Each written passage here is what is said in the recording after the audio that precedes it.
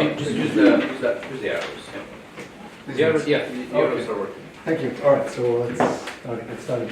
So I don't have very much time and a lot of stuff to cover. So if I start speaking just too fast, someone just wave at me and I'll try to slow down. All right, so in this talk I wanted to talk about Wittgenstein's discussion with Turing in the lectures on the foundations of mathematics. And the claim that I want to defend in the talk is that Wittgenstein held a view roughly of this shape. So, given that contradictions arise either in a fully formal practice or they arise in a context where there's some point or application in mind, then in the former case they're harmless, and we could use the resources of paraconsistent logic to contain the contradiction if we want, and then thereby keep our calculus coherent. Of course, Wittgenstein doesn't put it that way because he didn't know paraconsistent logic, but he recommends the abolition of the ex-falso rule. In the latter case, the contradiction might cause confusion in practice or a breakdown of the practice for various reasons.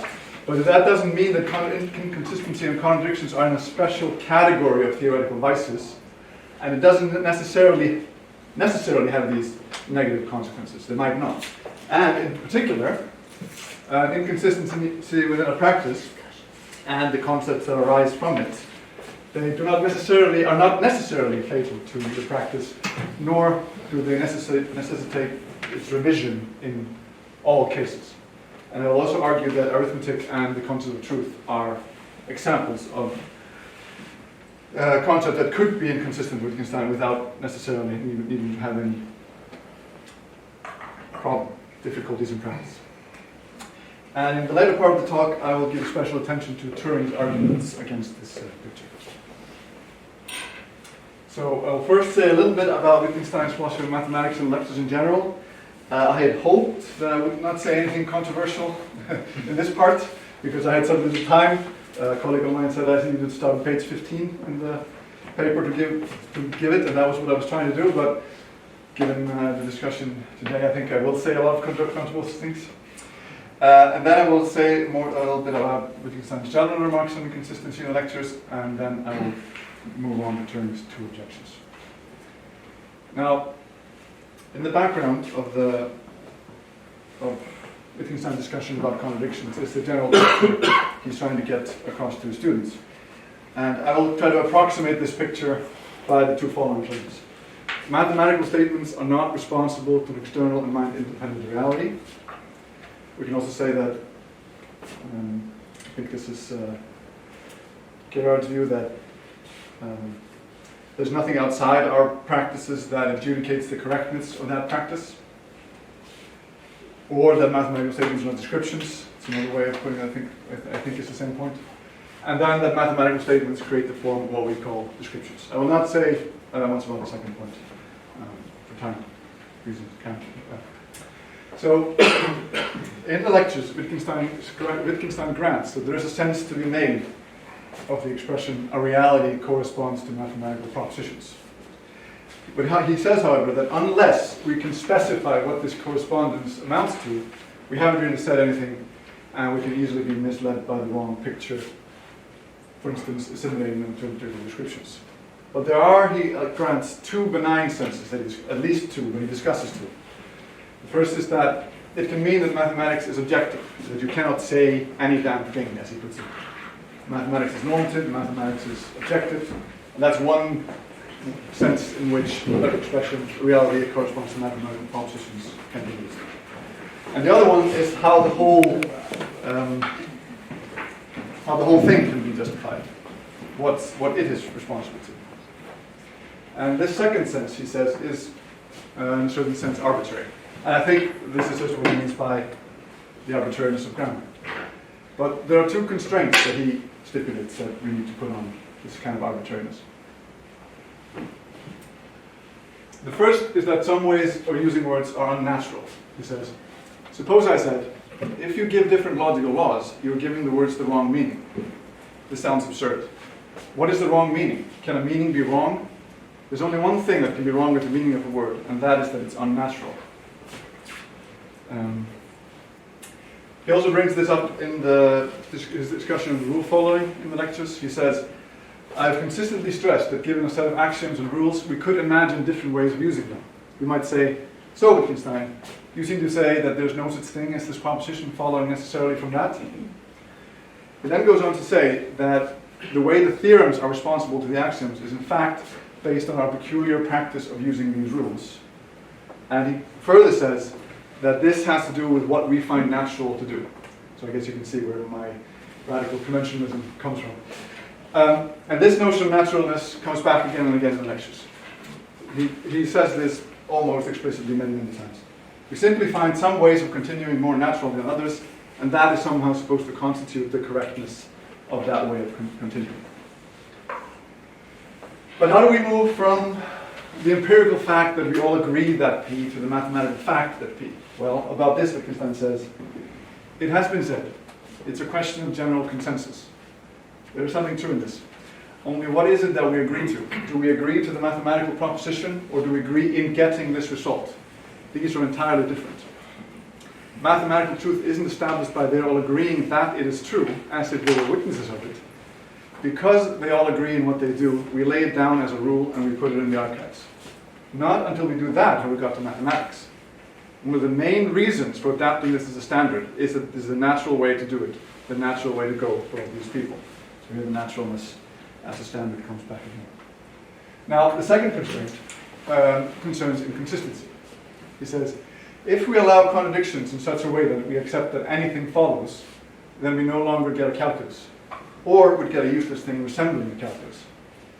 And so there are two implications in this short quote. The first is that it seems that he's saying that if we do not allow everything to follow from a contradiction, then we can still have a useful calculus, despite the inconsistency. And the other is that if we did, that would be problematic. And so I think this short quote already shows that Wittgenstein wasn't quite as cavalier about contradictions as many people have supposed. Now, so this is just a summary of what I've said so far. So mathematical statements are objective, and they do not describe an external reality. The correctness of certain actions in a normative practice, for instance mathematics, are constituted by our agreement and constrained by what we find natural. Now, I don't want to just present this as something that's obviously true or not problematic, because I think we overestimate our understanding of how this is supposed to work. But for my purposes now, it's enough to have this picture in the background. Okay. So now I'm going to say a little bit about his remarks on inconsistency in lectures. So, in lecture 21, Wittgenstein discusses logical propositions on this same model, that is to say, not being responsible to an external reality and creating the formal descriptions. And he claims that we get convinced of logical laws by learning certain practices and techniques where saying one thing and its negation has no use. And the most natural way for us to extend these practices is just to exclude certain combinations. And contradictions are among those that we exclude for these reasons of naturalness. How do we get convinced of the law of contradiction? I think he means law of non-contradiction, but I don't know. In this way, we learn a certain practice, a technique of language. Then we're all inclined to do away with this form on which we do not act naturally in any way, unless this particular form is explained afresh to us. And this last bit, unless this particular form is explained afresh to us, we'll come back to that. So just keep that in mind. So this, Wittgenstein says, has the clear consequence that we are bothered by things like the Lion paradox. So at this point, after describing how the paradox is derived, he says that it's just asserts that it's harmless and it doesn't show that anything has gone wrong. So Turing has been saying here that contradictions are usually a sign that something has gone wrong in our derivations. This is true enough. But Wittgenstein asserts, no, that's not true in this case. Nothing has gone wrong. So what we should rather ask is, why do these techniques that serve us so well in the general case, and I think he means, self-reference, talking about the truth predicate and all that, what does this that works so well in the general case go wrong? Why is there a problem with I'm lying and not a problem with I'm eating? In the next lecture, one difficulty about this whole thing is that the discussion about contradictions are just scattered all over the lecture, so there's no coherent thread. It's hard to find. But in the next lecture, where the matter was taken up again, Wittgenstein makes a distinction between the use of a logical expression in a calculus and outside a calculus. Now, about this, he says, well, he does grant that when we use logical expressions outside of logical calculus, like in descriptions or in orders, we might get in trouble. I think he says our practice might fall into confusion. Right, here it is. So this simply means that given a certain training, if I give you a contradiction, which I need not notice myself, you don't know what to do. That is one thing. We do in fact avoid contradictions. Unless we wish to reduce confusions, given our training, we have to avoid contradictions. But this is an entirely different thing to say that we ought to avoid contradictions in logic. So as I read him, Wittgenstein is not saying that descriptions of the form I'm eating and I'm not eating are not false, and necessarily so, they are. That just simply follows from his view that logic creates the form of description. That's just what that description doesn't have any, is always false. But he says we could invent a meaning for this kind of thing with this form. For instance, I might say that if I say I'm eating, I'm not eating, I might mean that I'm nibbling. But then that wouldn't have the same meaning as it actually does, and would describe the empirical circumstance that I'm nibbling. So that gives us one reason why he thinks the liar paradox is benign. It just doesn't describe reality in the same way that, I'm eating does. So there would not be any problem with, with I'm lying, I'm not lying, or this sentence is false. And that's, of course, reminiscent of Kripke's theory of grounded truth. Well, Turing is not quite happy here because Wittgenstein had said that if I want to stipulate that I'm eating and I'm not eating means I'm nibbling, well, we get a feeling of being cheated because we wanted to keep this meaning, straight, not, deviate into this weird form that I just gave. So Turing gives an example. Could one take as an analogy a person having blocks of wood having two squares on them, like dominoes? If I say to you white, green, you then have to paint one of the squares on the domino which I give to you white and the other green. Your suggestion comes to saying that when I say white, white, you are to paint one of the squares white and the other gray. And there's a supposition here that there's no use for the form white, white in this practice. So when you would expect that white, white meant was nonsense, but actually it does mean white and other gray. And Wittgenstein says, he accepts this, but says, well, there's nothing internal to this practice that makes it wrong. Yes, exactly. And where does the cheating come in? What is wrong with the continuation I have suggested? Why is this continuation, an analogy, a wrong continuation? Might it not be the ordinary jargon among painters? The point is it or is it not a case of one continuation being natural for us? And then Wittgenstein goes on to suggest that Turing projection relies on the idea that rules of our language operate independently of our practice, and the reason why such cases typically don't make sense for us is that they're not natural continuations of what came before, for us. And so, for that reason, Wittgenstein suggests that if inconsistencies arise, there's not necessarily anything wrong, as in the case of the liar, if language otherwise works well. So, he compares it to a machine that might sometimes jam, but could do very good work in all other circumstances. A machine that sometimes jams could be a good machine, but this is not a matter of logic, he says. So the picture that he's offering of inconsistent practices seems to be like this. Either we stipulate a meaning for the purported contradiction, have it explained afresh to us, as in Turing's case of the painters, or we don't. If we do, there's no problem. If we don't, our practice might fall into confusion because we don't know what to do, or it might not. For example, in this case of the rules of etiquette, where we have one rule that stipulates that person A should sit next to person B in certain circumstances, and that person A should not sit next to person B in certain circumstances. Well, before we discovered that contradiction in the rules, we could have happily been seating people very successfully until we realized that there was a problem. And if it doesn't, well, there's no reason to think there's anything wrong. It's just inconsistent. Well, Turing wasn't happy with this. And I'm just going to give you a comparison first. We could compare this to a game that suppose we have a game that has enormously complicated rules, and further suppose that we really want to continue playing this game for cultural reasons maybe, or we really like it.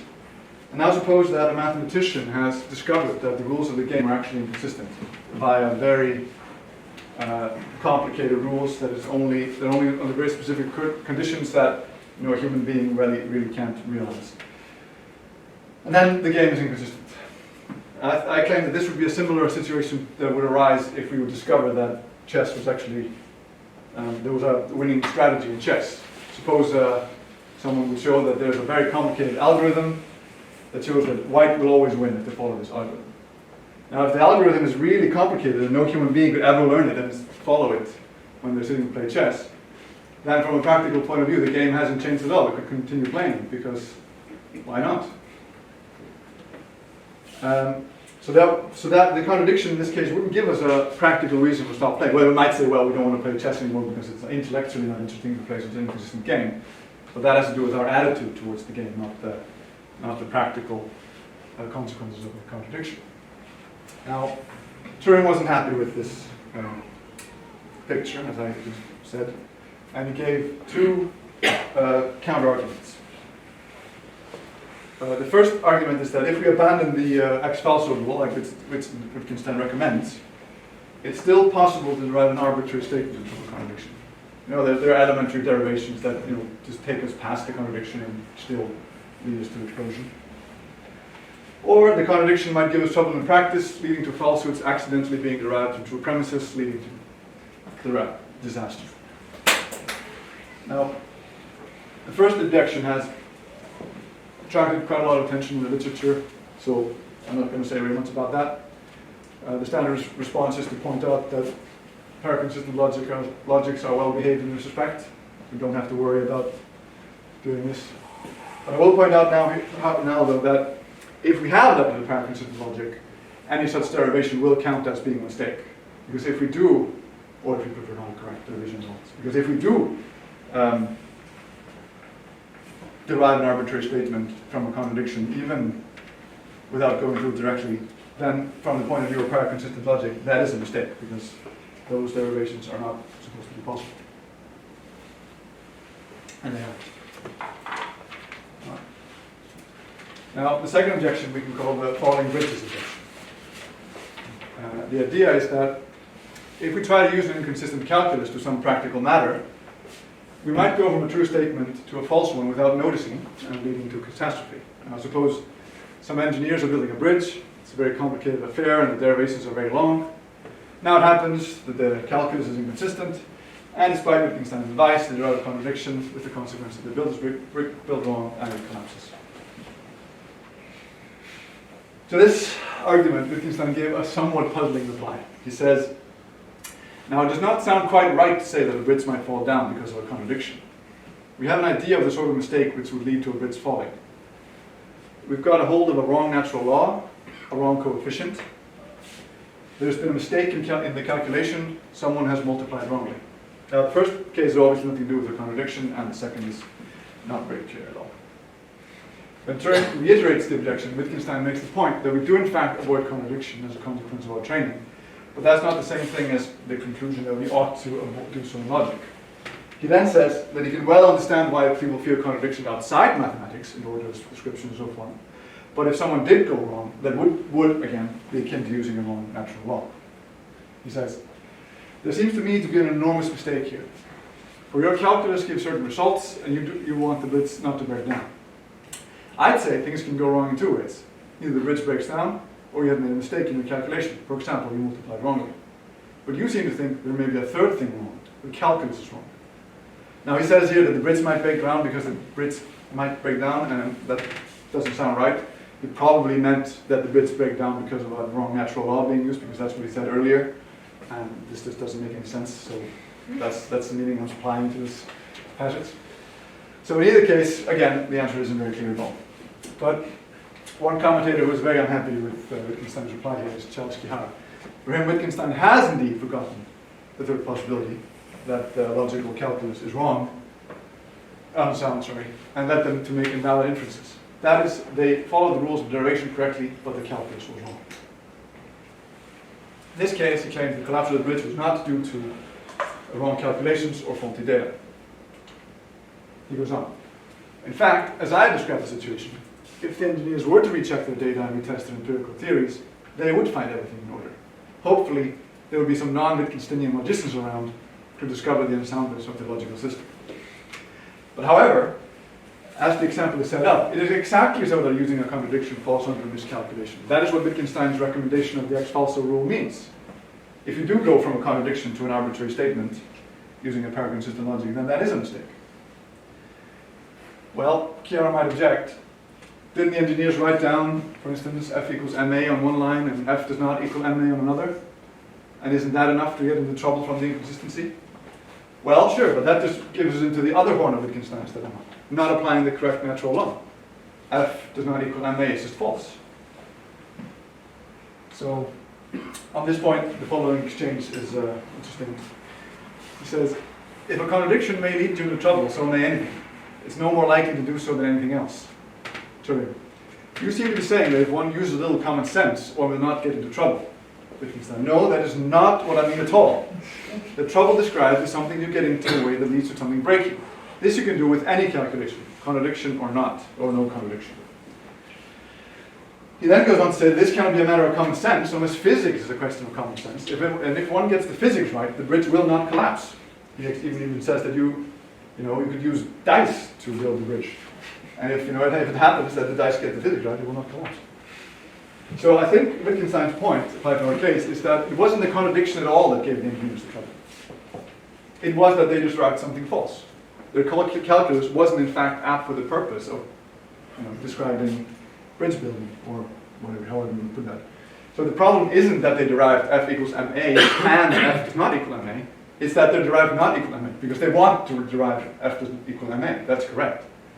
So the system doesn't get the physics right. And the contradiction here then is then parasitic on the falsehood, because you don't get a contradiction unless you derive this and this. But you want to derive this. So the problem is this. Not that you derive this and this, just this.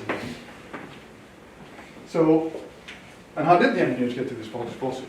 Well, not by deriving from another contradiction or making a mistake. We ruled that out. So it's either the axioms or the rules of inference that are faulty. And again, in those cases, the inconsistency isn't the source of our problem.